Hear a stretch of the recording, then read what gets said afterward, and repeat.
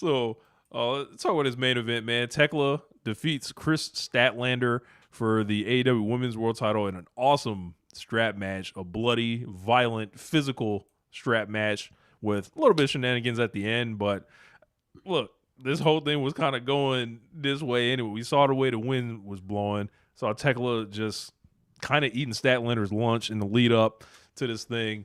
And a huge discussion has broken out about Kris Statlander's world title reign and everything like that. And brother, it's falling on deaf ears for me, bro. Like on the same day, I don't know if these events were linked, connected, whatever the fuck. But on the same day where footage of Kris Statlander crying on podcasts about her booking comes out, Techla releases a fucking interview on Talk is Jericho of all places, that morning. So it's like, what the fuck is Jericho doing for one? We haven't seen, a wrestling interview from him in a minute. Puts that out, and she's going to win the belt that day or whatever. And I've just seen the belly aching about Kris Statlander and like, bro, perhaps they could have done more for her than letting her beat Toni Storm, again, beating Mercedes clean as a sheet. Hater. Jamie Hayter. And at some point, you have to assert yourself with the booker to be the star you want to be. You cannot show up and be like, what you got for me? Even if you got the belt, right? You got to make yourself a priority. And I'm led to believe, based on all these things and watching her own interviews, she was kind of being like waiting to be told what to do, kind of. And I think the thing is, if I don't understand who Kris Statlander is, and Kris Statlander doesn't understand who Kris Statlander is, that's the main fucking thing. Maybe Tony Khan don't understand Kris Statlander. Maybe. I saw that clip, and on one end, I get the frustration of her being one of the very, very best women's wrestlers in the history of this country as an in-ring performer. I absolutely get that.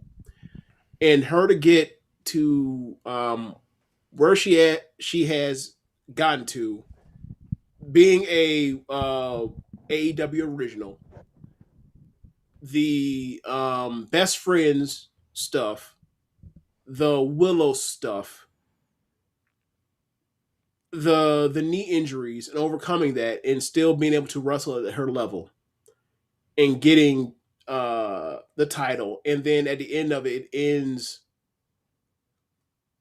kind of the same way she wanted, just like I wasn't expecting this at all. But the problem is, for her, it's a small problem because once the bell rings, she can overcome this stuff. But to get people to care before the bell rings, that's the other half of this job. And outside of being quirky, she's an alien. She boos people on the nose. She shows up to Willow's interviews and throws paper in the air and runs away for like what the fuck is that? Like sometimes she's a regular person and then she just reverts to an alien. Like what the fuck is a cosmic killer? That's a nickname, not a fucking. Nickname. It's just another nickname. Yeah, like it's another nickname. It's a play on the alien thing, right? Fine.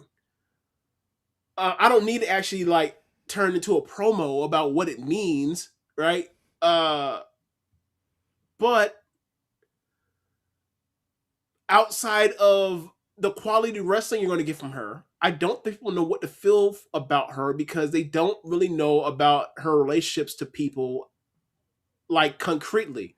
They have rough ideas, but it's half-baked. A lot of it's half-baked. And I think some of this goes back years with her. You remember the phantom heel turns that would come out of nowhere and be like, then she's not a heel no more. And right. there have always just been weird things that have happened in her booking that were just not explainable. And then like, I don't know how you don't go forward with Marina Shafir unless Marina Shafir was being protected in a way where you couldn't beat her or whatever after, because that seemed to have legs to it, like something that was emotional, something that was like that got a little bit more than just, all right, we're waiting for the match. Like they didn't go that direction. Right. And now for her losing the belt, I feel like so many people think she was just done wrong, and it's just like the evidence that Tony Khan hates women and like, all this other stuff, and she would be booked better in WWE, and it's just like they first off, like, if what? I didn't hear that, but if you're a person that honestly believes that Kris Statlander would do better in WWE than AEW, you're out your fucking mind. I think she doesn't have a character. There's a general rule. I think she has cut a grand total of like, she's been in AEW since day one. We're about to go into year 7 this year, right? She's probably cut like 3 promos worth of damn. She's probably had 3 talking segments worth of damn ever. If you not saying that they've been terrible, but like things where you're like, oh, that's interesting. Oh, I like her. Oh, I like where this headed. She's only had maybe like 3 of them. I think if she is a person that you care about her, she gets her work done in the ring, not out of the ring, and that is a disconnect. I think if you struggle to get over in AEW, you will even do worse in WWE. If you can't get over in AEW, getting over in WWE is damn near impossible, I think. Right. Especially when over there, they fully believe that it takes 5 years to get someone over. And also, like, they tell you what the fuck to do. You have the fucking creative freedom to almost be who you want to be in AEW. Like, and come with the idea. If they don't have ideas for you, you can walk in there and be like, well, how about this? I was thinking we could do this. I could do that. And some people don't take advantage of this. So, like, and Kris Statlander happens to be one of those people, like, I believe. Right. Like, just talking to different people, like, it's just like there's something that's missing. And it's like, it's like, I know what it is. It's like all these things. It's like, all right, her connections to Willow is like, all right, well, maybe we should just push Willow instead. If Willow has to carry you, like, as far as push person that actually has charisma, yes, right. So it's like, I don't know, man. Like, I can't, like, you held this belt. I think you won this shit in what, like September, maybe August. Was it Wrestle Dream? Wrestle Dream, I think. Okay, so they wrestled. Tony Storm and her had the match. Forbidden Door. What was okay? Hold on. It's a 4-way, and then they faced and had the actual 1-on-1 after the one that had Full Gear. Think so. So yeah, it had to be Wrestle Dream then. All Out. All Out. Okay. All Out. Okay. Yeah. So like, nah, man. She put a bunch of names on the platter or whatever like that. She went over clean. They tried to like play to her strengths there. It's just like as you mentioned, James, there's a second part to this, and like, I don't know if it's imposter syndrome thing. I'm here diagnosing now, but it's like when Mercedes walks in the room, right? Do you think Kris Statlander believes like that she should be like above Mercedes? Like, I don't know, like. Does she believe in herself that she's a bigger, like that she can be a bigger deal than Tony Storm? And it's like, as you look at like they're bringing up her in ring in the comments. She probably did have the best in ring women's title reign ever in ring. Absolutely. Like, you can just 4.5, 4, like you can reel this shit off. I just said she is one of the very best women's wrestlers this country has ever produced. I just said that as far as in ring talent. That's half of the job. But I'm about to say, but if in ring was all it was, business. Like, this is a talk shit business. If in ring was all it was, she wouldn't be crying and saying it's not enough, like on podcasts. Like, and I don't admonish her for that, because obviously, like, if you feel like it's kind of incomplete, it's out of your hands. Like, she's a human, she's allowed to feel that, right? But at the same time, y'all don't have to be out here being like, you know what, this is like. I just don't think people are looking at it like, because like I've always championed Kris Statlander. Like, I've always kind of looked at her like, I think she has something. She can be a star. Valuable. She's like, there absolutely was incredible. Something with stuff. Like she's incredible. Like, she should absolutely be the champion at some point, and she was. She did it. Like, and now, will she ever do it again? Maybe. Who knows? But it's like, it's not the end of the world that she had to lose the belt to Techla, who also, before Techla came in, Techla was also on the list, James, just like a Ciampa, with getting these people that are running and just these motherfuckers with these Harry Funk avatars and the people, the Joshi fans that are really aggressive about Techla that hated her and stuff like that. I was like, no, bro, she's good money. We told everybody on One Nation Radio she was gonna be Raw, and she came in, and you look at Donna Del Mondo, James, she ended up winning the world title before the leader did. You mean in America? Yes.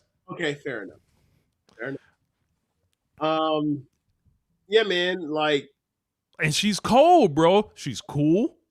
She can wrestle. She can talk. Yeah, you know what her character is.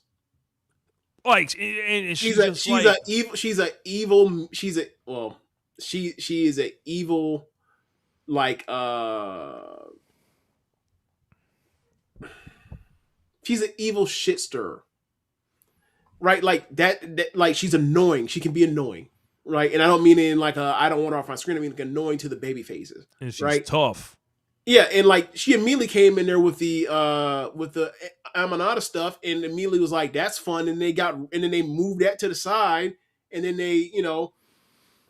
it felt like they cooled her off, and then she got in the ring with Statlander, and then on that pay-per-view she was more over than Statlander, and it was like, oh, okay, that's not good because Statlander's been given the heads on the mantle to put up on her fireplace, and Techla's been given nothing other than just looking cool, and got that reaction, and then we move forward to here, and yeah, now she's a champion, and like I think she'll have a shot, and like I've seen her be a singles champion before. She was SWA champion and started in 2022, and I liked her run. It was short lived because they immediately gave her like a couple defense, and they said this is Mayu's belt. And that's before they moved over to the IWGP Women's thing, and like when she lost that belt, I felt for her. Like she was a great actress, and like she felt like a part of her. Like that belt that became a part of her, and then she lost, and she was devastated. Like her acting skills in that match, losing that match to Mayu, and that was a 4-star match. Like, yeah, she has the chops for this. Like she's tough, bro. Like, and remember when she showed up in AEW, I was like, bro, she's going to do better on American television than she is going to do in Joshi. She is. Yep. And I thought she did pretty well for what the average foreigner does in Joshi. She did well. She did way better than the average.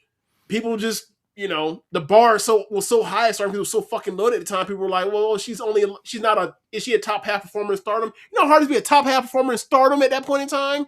Yeah. That was some 27 Yankee shit. Yeah. Like, I think it's a junior. The version of the outrage is a junior version of what Bane going over Tony was. A lot of people feel like there's this line that people got to wait in. I think people got to they got to let that go, especially in the women's division where like people can get hot and get used in like different ways. And I think, look, now the Sisters of Sin being intrinsically tied to the world championship, I don't love that. But I don't either. But Techla but you think about how Tony Khan books. When you do favors for him for his pet projects by doing jobs for people or taking people under your tutelage or whatever else, right? When you gotta take Hook under your wing for a year, you might get the AEW World Title for having to deal with that shit. If you want to do every big job under the sun, you might get gifted to have the best feud in AEW history with Adam Hangman Page if you swerve, right? Like. If you can turn Tony Khan's lemons into lemonade, he will reward you at the end of it eventually. And taking Sky Blue and Julia Hart post House of Black off of his hands was a big favor for him. Right. There's your answer. And like, Willow Nightingale taking Harley Cameron. TBS champion. Yeah. So did a lot of big jobs on that road. Got her belt back. I think I would have much more respect for any complaints about Techla if Techla was bad. Right. And she's not. Like she's awesome. Like as I mentioned, cool, can talk, can fight, can wrestle. Has like an aura to her, like has the unit around her. Is like she's looking like she's got something. That entrance is raw. Yeah. With a flipped over camera, like Yeah, man. Yeah, man. I've It, never it's had outside of when she first started in Stardom and she was a little bit too wacky, and then she reeled it in the first month. Outside of it, I've never had any complaints really about Tekla and whatever role she's had in the promotion I've ever watched her in. and then I think if people just like, if their issue is like Statlander needed more focus, but I'm like, what would the focus be? Right. Like, How much more focus do you need when we have moved Tony Storm to tags and now she's in a mixed tag feud and with Mercedes off TV for over a month now? How much more focus after you beat them both. Right. You sent them packing. It wasn't like they moved her artificially and was like, you handle it. And then there was never no passing of the torch or anything like that. Like, no, there was an honest attempt. Yes, there was. To put people's shoulders on the mat. Yep. For her. Right. Now remember, we go back to One Nation Radio review when she won the belt. It was like, why the fuck did she win the belt that way? They didn't heat her up. And people were swearing it was all good, James. And I remember they saying, were swearing I was like, that is not it. That is not how you submit someone to champion. That is not how you end that reign that Tony Storm had. And sure enough, flash forward now, it seems like James Boyd was right on One Nation Radio again. The game always comes back to ONR. Right. It doesn't mean it's going to end up bad. But if it starts out fundamentally weird, when it goes weird, you can look back and be like, see? You can look at the genesis. It was on uneven foundation. Yeah. And that sucks for Statlander, because Statlander is someone that has been very valuable to that promotion in that way. And I felt like she deserved the actual big, let off all the fucking fireworks. She actually laid somebody down in a singles match, but no, she had to sneak somebody with a fucking with a backdoor pin.